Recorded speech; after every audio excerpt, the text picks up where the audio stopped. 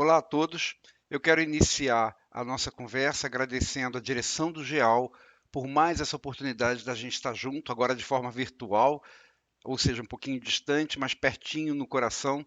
Eu quero pedir a Deus também e aos nossos amigos espirituais que estejam sempre conosco durante toda essa nossa conversa, junto a cada um de nós, nos facilitando a comunicação, o entendimento, a nossa paz interior. Ainda mais hoje que o tema que nós vamos conversar mexe diretamente com a nossa paz. Aliás, nós vamos conversar justamente sobre tudo aquilo que nos tira a paz, que são os flagelos que destroem os nossos sentimentos, que mexem com o nosso bem-estar, que nos trazem uma série de preocupações ou dificuldades, dificuldades para as quais a gente nem sempre está preparado, a gente nem sempre consegue ver solução claramente. Sim, o tema da nossa conversa hoje, minha gente, é flagelos destruidores. Mas para começar, o que pode ser considerado flagelo? Aliás, a própria expressão flagelo destruidor já explica, né? Flagelo é tudo aquilo que a gente considera que pode nos causar dor, que esfacela os nossos sentimentos, que flagela a nossa alma.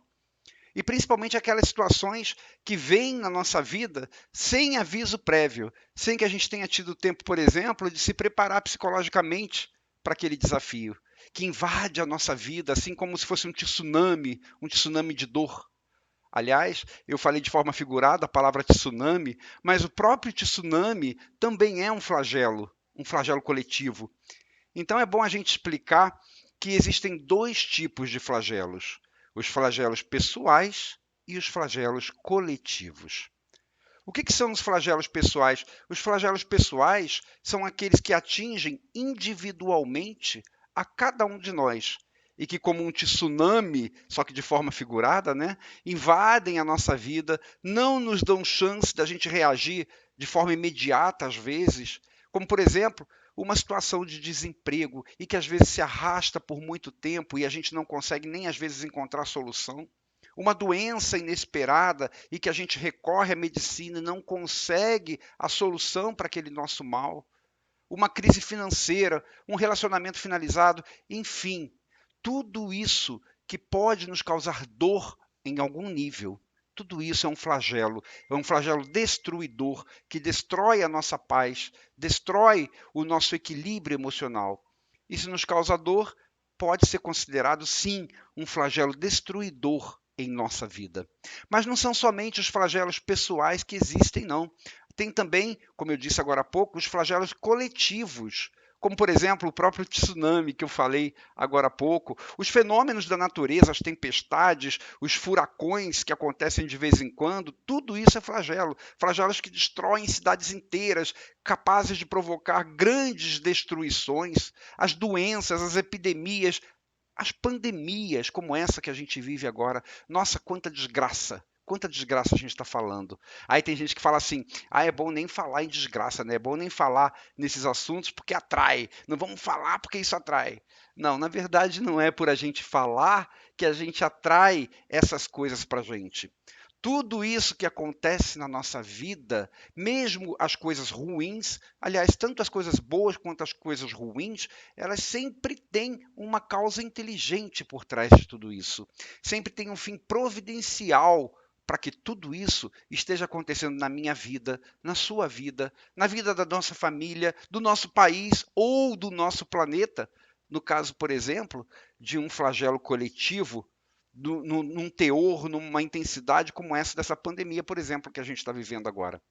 E a causa que há por trás de tudo isso, tanto das coisas que a gente considera boas, positivas, quanto das coisas que a gente considera ruins, negativas, que nos causam dor, a causa por trás de tudo isso é o amor de Deus por cada um de nós.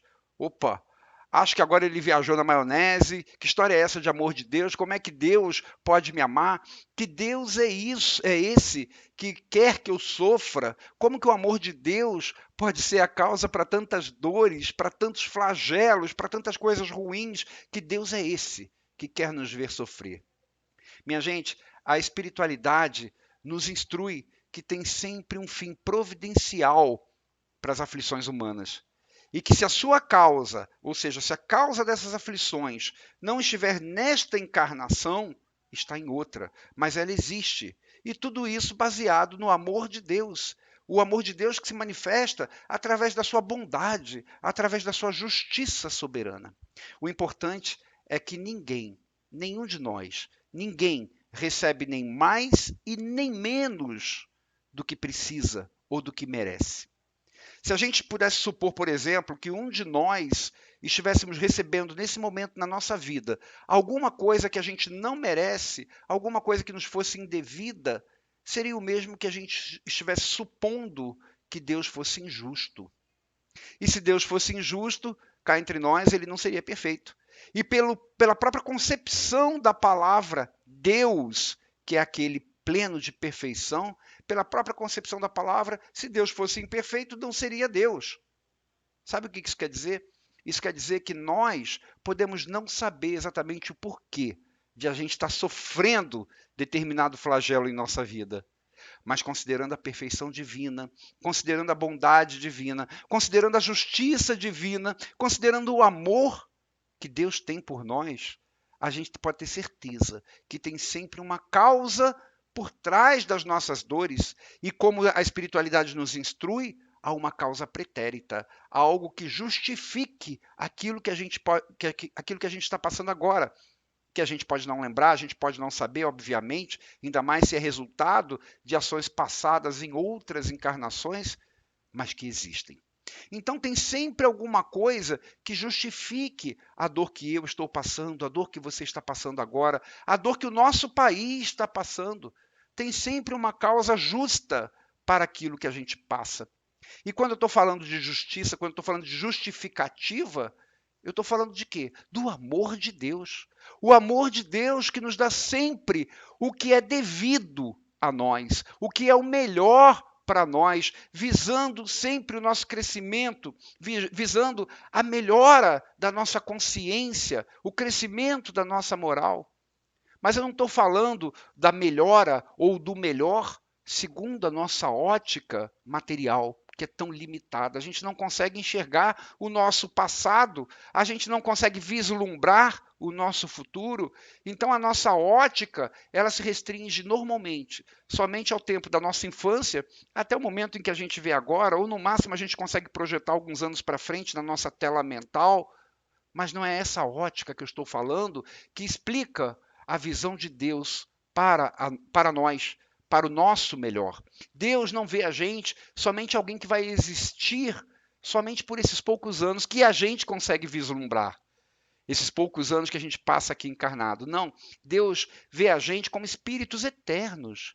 Espíritos que têm um pretérito enorme aí por trás. Espíritos que têm um futuro infindável pela frente.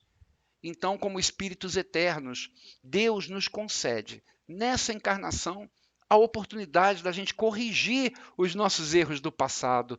E como é que a gente corrige os erros do nosso passado? Como é que a gente consegue melhorar? Como é que a gente consegue modificar os nossos pensamentos, os nossos sentimentos? Como é que a gente consegue crescer? A gente consegue crescer.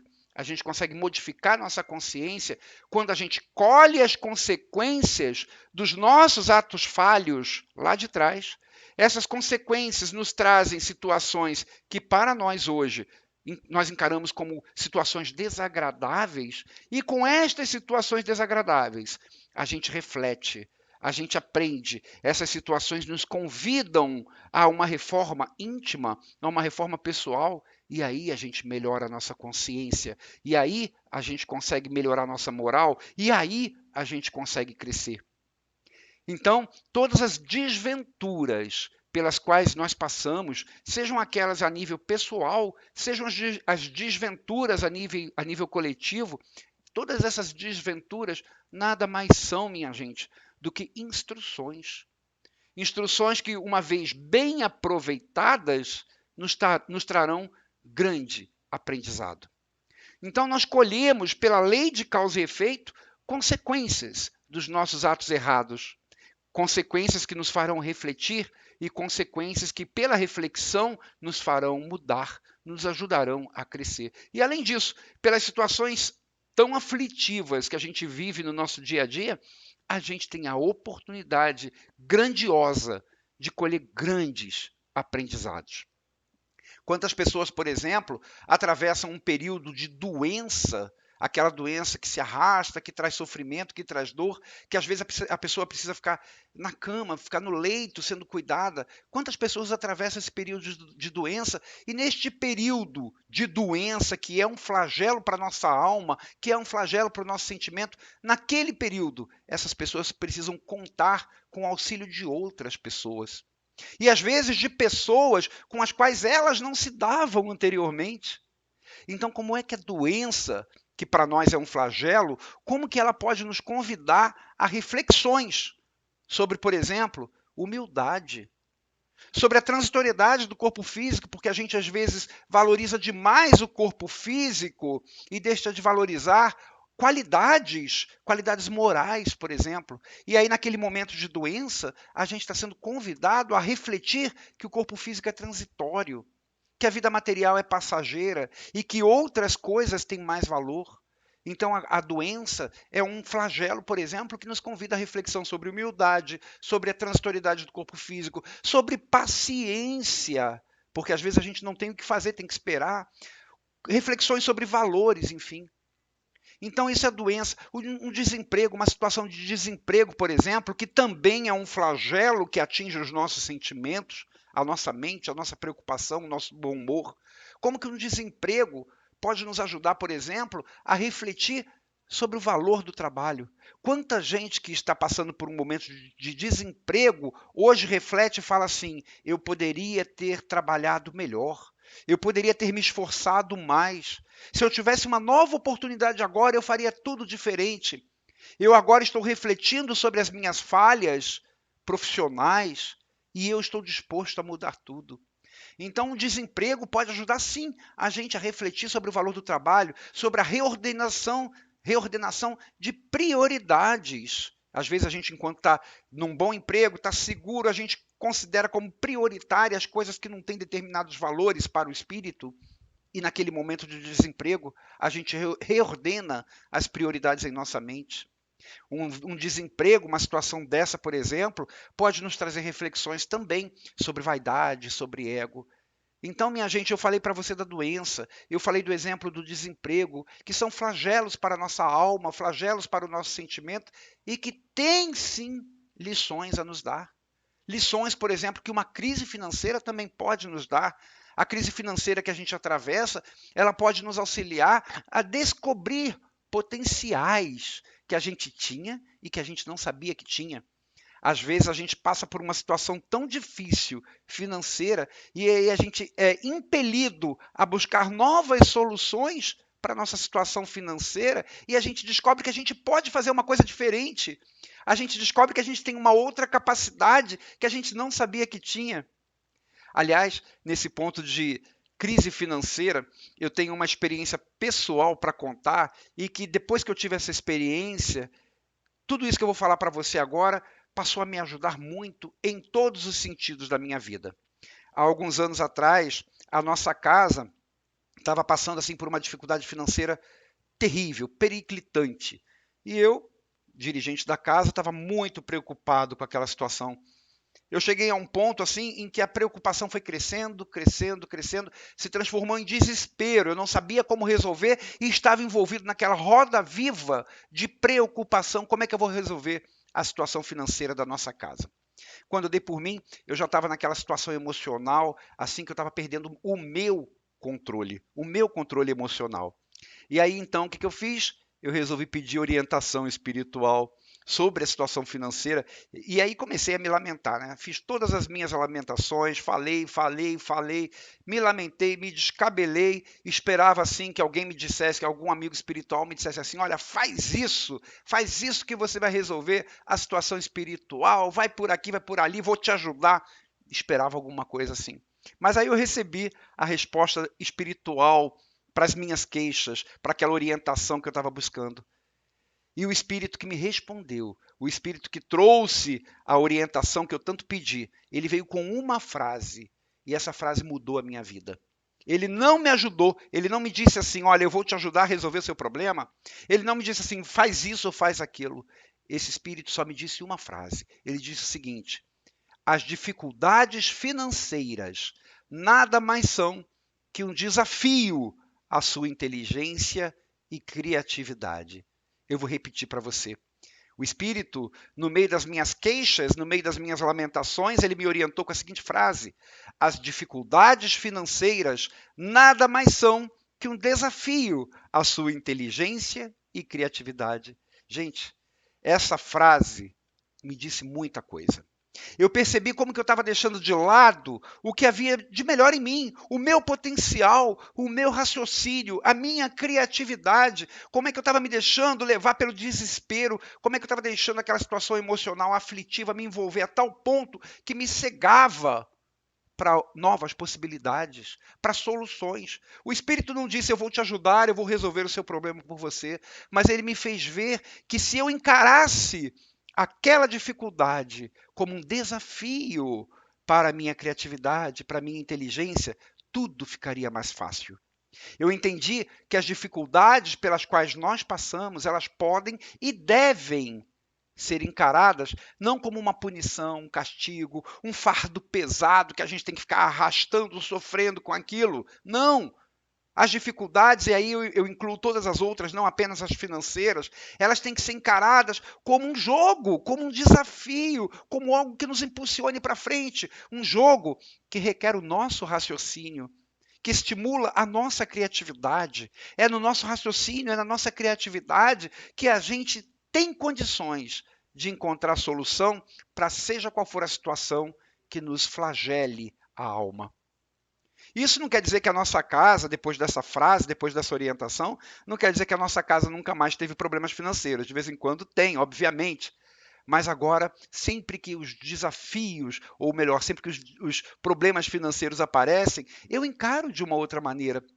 Eu encaro como um jogo, como um desafio, como um jogo de xadrez, e que eu exercito o meu raciocínio sobre quais as peças que eu vou mover, já pensando o que pode acontecer em seguida, o que o adversário pode jogar no tabuleiro e qual será a pedra que eu vou mexer em seguida.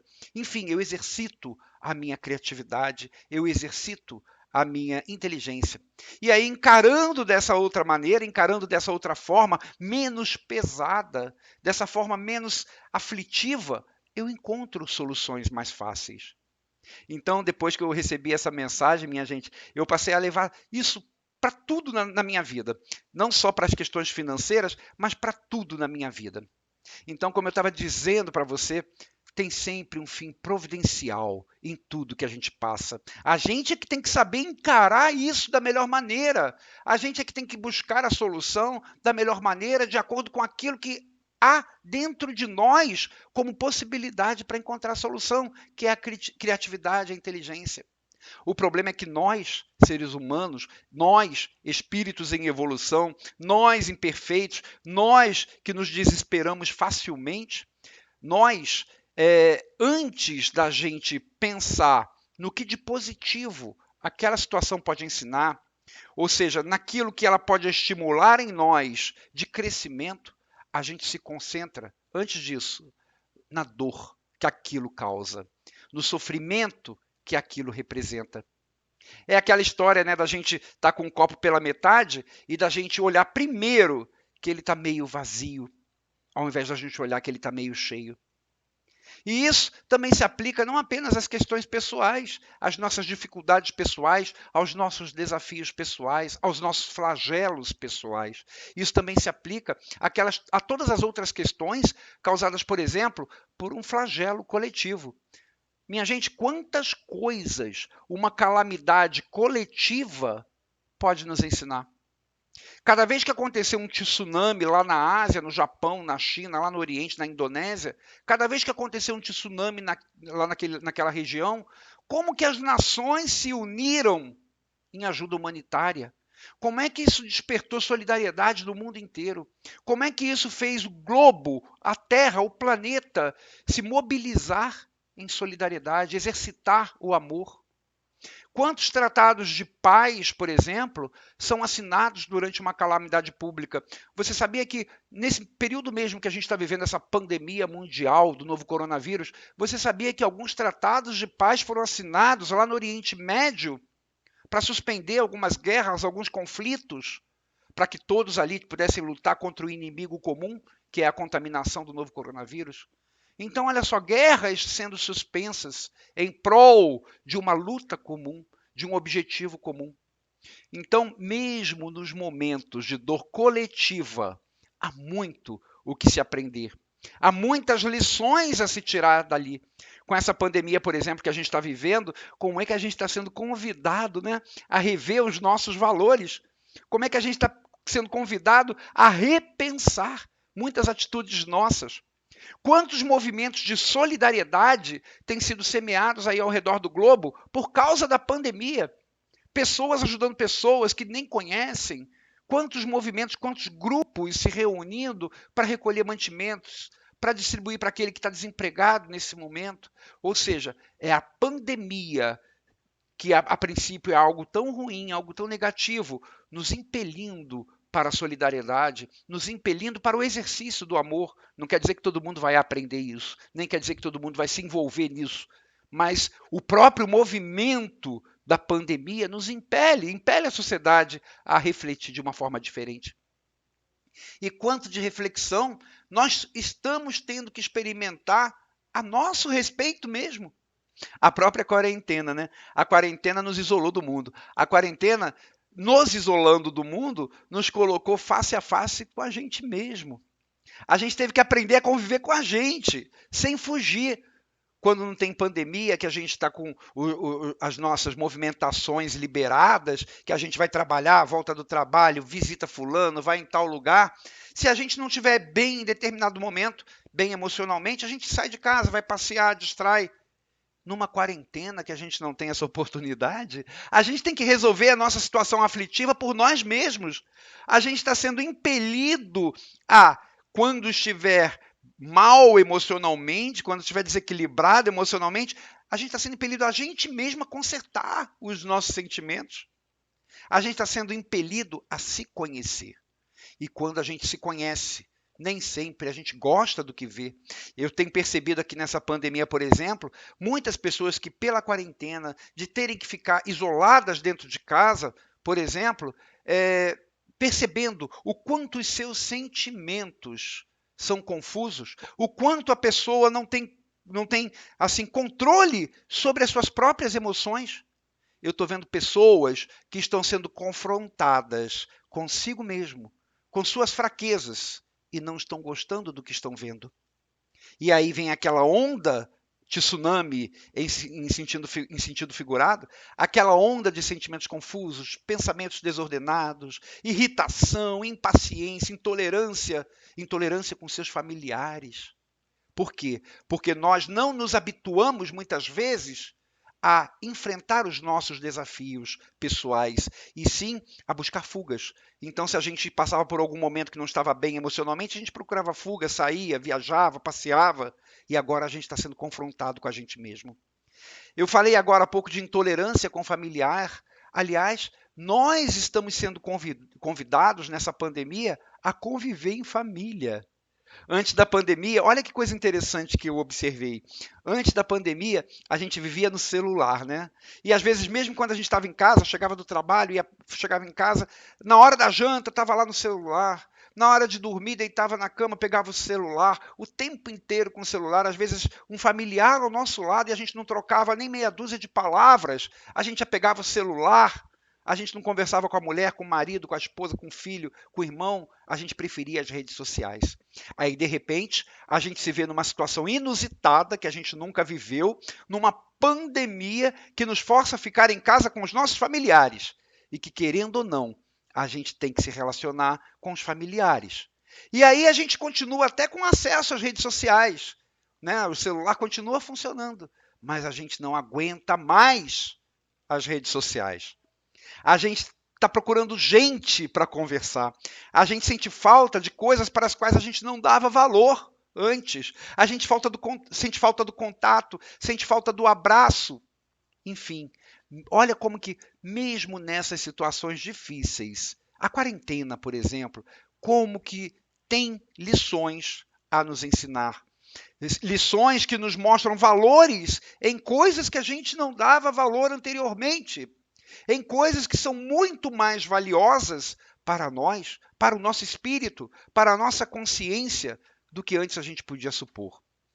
E aí, aquela mesma orientação que eu recebi lá atrás, que eu falei para você, sobre as dificuldades financeiras, que são um desafio para a nossa inteligência e para a nossa criatividade, essa mesma orientação também se aplica a casos como esses, casos de flagelos destruidores a nível coletivo, como essa pandemia, por exemplo. Nós estamos sendo desafiados a desenvolvermos o que tem de melhor em nós: a paciência, a tolerância, a solidariedade, a convivência, a melhor convivência familiar, o afeto familiar. Então, se a gente passar a encarar todas essas dificuldades, tudo isso que a gente chama de flagelo, e que a gente olha o copo meio vazio e fala para a gente mesmo: esse flagelo me destrói, esse flagelo me causa dor, esse flagelo me causa sofrimento.